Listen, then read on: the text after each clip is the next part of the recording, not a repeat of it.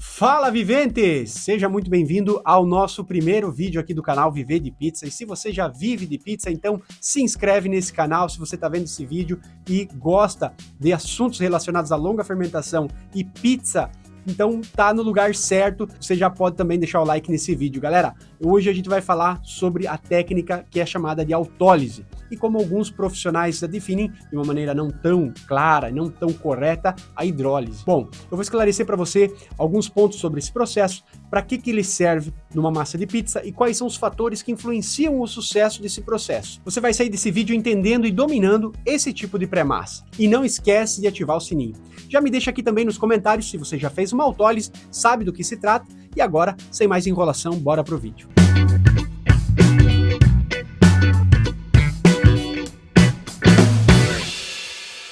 Bom, basicamente quando a gente fala sobre autólise, a gente está se referindo a uma massa composta apenas por água e farinha.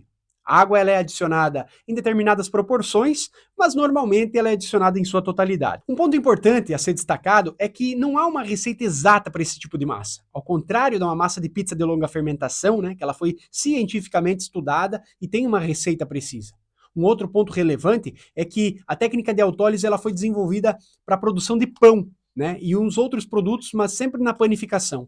Essa descoberta aí, ela foi uma contribuição da escola de panificação francesa e foi feita pelo estudioso Calvel, série de livros escrita por ele, inclusive, relatada a técnica da autólise. O que acontece dentro, né, da massa de pizza durante uma autólise?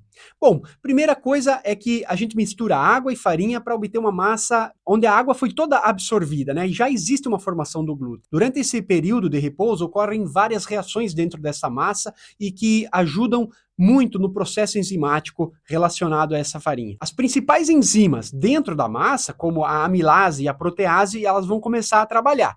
E aí a amilase vai atacar o amido danificado que está presente dentro da farinha, enquanto as proteases vão começar a decompor as proteínas, incluindo parcialmente, né, aquelas que já estão ali formando a malha do glúten, né? Que a malha do glúten nada mais é que a junção de duas proteínas. Após uma autólise bem executada, essa massa vai ganhar muito mais extensibilidade, tornando-a muito mais fácil de trabalhar, especialmente durante a fermentação de pães ou pizzas. Aquela bolinha que você não consegue abrir vai ficar muito mais fácil.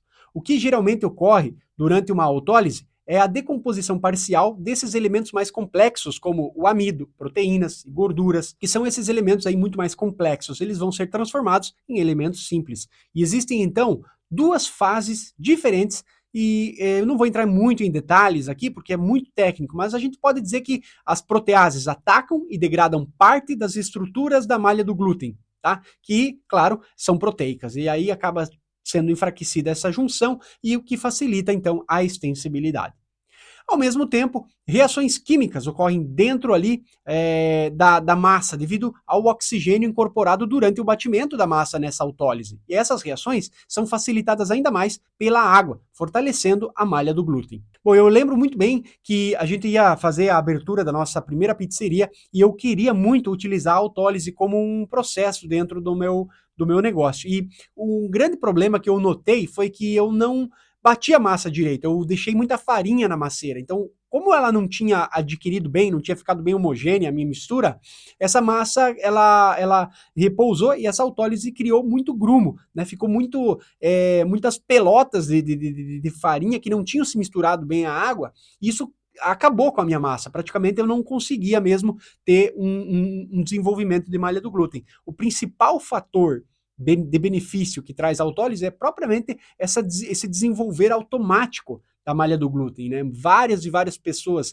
que fazem uso da autólise notam exatamente isso. Um batimento à mão fica muito mais fácil se você utilizar a autólise, por exemplo. E aí, o que foi que aconteceu? Eu notei que não, que eu tinha que ter um conhecimento muito mais aprofundado sobre a técnica. Então eu fui me especializar, fui estudar para entender o que é essa autólise aí, como que ela é feita realmente. Então, depois que eu consegui entender realmente como se fazia essa técnica, eu fui lá, fiz o batimento correto, aí ela repousou apenas meia hora e já ficou excepcional, ficou muito melhor já em questão de extensibilidade, questão de absorção da água mesmo, já notei uma melhora enorme no momento em que eu fiz a autólise corretamente. Inclusive o batimento final, né, da minha massa ficou muito mais curto devido à autólise que eu tinha feito e que eu tinha bem feito, né, por ter aprendido. Então, vamos lá agora para entender como é que esse processo tem que ser feito para você não errar nele, né? Um ponto a ser considerado é a escolha da farinha. Quanto mais forte a tua farinha for, mais tempo de autólise ela vai aguentar, mais tempo será necessário para você ter essas características. Em um resumo, a autólise é uma técnica que visa aumentar a tensibilidade da tua massa, sendo eficaz em tempos muito curtos, tipo 20 minutos até 1 hora. Você já pode ter uma maior extensibilidade.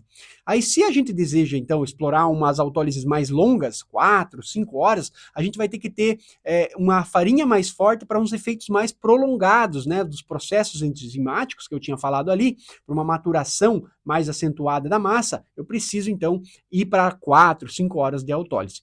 Quanto às porcentagens de água, aí já varia entre 40% e 55%, com tempos curtos de 20 a 60 minutos, e tempos mais longos de 4 a 5 horas requerem totalidade da água da receita. Uma das coisas que eu costumo acrescentar sempre é que muitas vezes você adicionando totalidade da água facilita muito mais o processo da autólise. Então eu sempre deixo como um conselho começar as autólises já adicionando toda a água da receita. Já para autólises então consideradas mais longas, acima de 4, 5 horas, é também recomendado o uso de sal, adicionado aí uma parte do sal total à massa durante a autólise, justamente porque o sal ele reage com uma das proteínas que desenvolvem o glúten. A glutenina, por exemplo, ela é menos extensível na presença de água salgada. Então, automaticamente você tem uma massa com mais durabilidade se adicionado sal a essa mistura. As temperaturas aí de conservação, por exemplo, da autólise, vão depender muito do tempo que você decidiu. Para uma autólise curta, a temperatura ambiente pode ser utilizada tranquilamente, enquanto para autólises mais longas é recomendado um controle melhor de temperatura, abaixo de 20 graus Celsius. E, claro, eu sempre dou aquele conselho, bota na geladeira se você for para 24 horas da autólise, tá bom?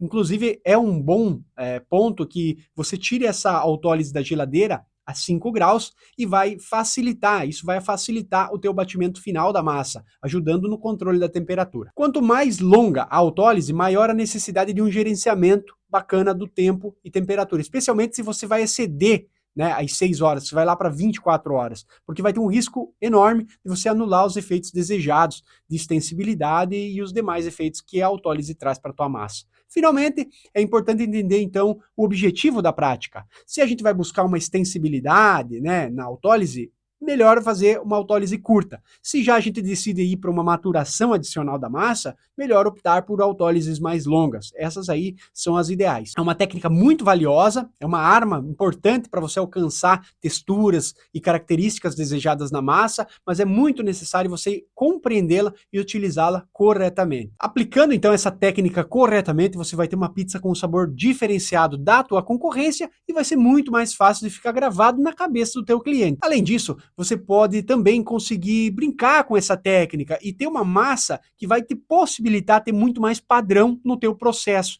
Vai ficar mais fácil de você trabalhar também com a tua massa de pizza. Se você deseja se aprofundar ainda mais nos conhecimentos técnicos aí da arte da pizza, fazer uma correta fermentação, uma escolha de farinha adequada, técnicas de manipulação também ligadas à longa fermentação, com um conteúdo atualizado que te garante suporte contínuo, tem um link aqui na descrição desse vídeo e aí você vai conhecer muito melhor o nosso curso, o Impasto Italiani. Eu consegui ajudar você com o meu vídeo? Então deixa aqui nos comentários a sua opinião. Toda terça-feira a gente vem com conteúdo novo sobre técnicas de longa fermentação e questões importantes para você, pizzaiolo e pizzaiola, terem um maior conhecimento sobre o mundo da longa fermentação. Um abraço e até o próximo vídeo.